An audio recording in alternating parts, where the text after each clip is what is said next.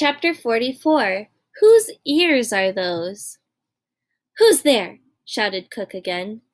Desperaux wisely said nothing. The kitchen was silent.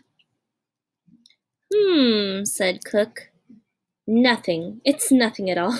Just my nervous Nelly ears playing tricks on me.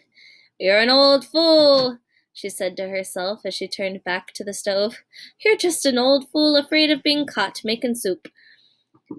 Desperaux slumped against the spool of thread, and as he leaned there, his heart pounding, his paws shaking, a small, wonderful something occurred. A midnight breeze entered the kitchen and danced over the stove and picked up the scent of the soup and then swirled across the floor and delivered the smell right directly to Despereaux's nose. Despereaux put his head up in the air. He sniffed. He sniffed some more. He had never in his life smelled anything so lovely, so inspiring. With each sniff he took, he felt himself growing stronger, braver.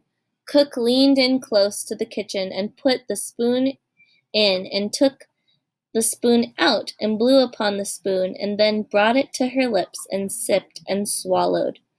She said. She took another sip.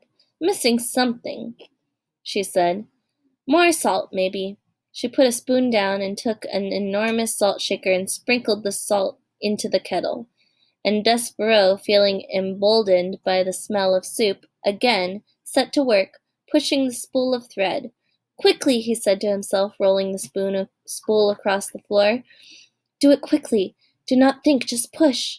Cook whirled the salt shaker in her hand and shouted, Who goes there? Desperaux stopped pushing. He hid behind the spool of thread as Cook took the candle from the stove and held it up high. Humph, she said. The candlelight came closer, closer.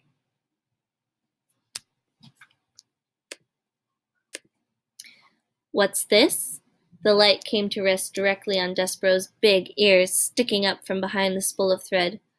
Ho, said Cook. Whose ears are those? And the light from the candle then shone full in Despereaux's face. A mouse, said Cook. A mouse in my kitchen. Despereaux closed his eyes. He prepared for his death. He waited, reader, and waited. And then he heard the sound of laughter. He opened his ears and looked at Cook. Oh, said Cook. For the first time in my life, I am glad to see a mouse in my kitchen. Why, she asked. Why am I glad? Because a mouse is not a king's man, here to punish me for making soup. That is why. Because a mouse is not a king's man, here to take me to the dungeon for owning a spoon. A mouse. I, Cook, am glad to see a mouse. Cook's face was red and her stomach was shaking. She said again. And not just any mouse, a mouse with a needle tied around his waist, a mouse with no tail. Ain't it lovely? She shook her head and wiped at her eyes. Look, mouse, these are extraordinary times, and because of that we must have some peace between us. I will not ask what you are doing in my kitchen, and you, in return, will tell no one what I am cooking.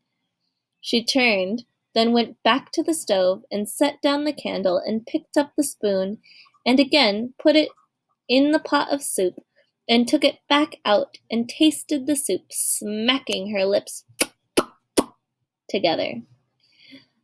Not right, she said. Not quite right. Missing something still. Desperaux did not move. He could not move. He was paralyzed by fear. He sat on the kitchen floor. One small tear fell out of his left eye. He had expected Cook to kill him. Instead, reader, she had laughed at him, and he was surprised how much her laughter hurt.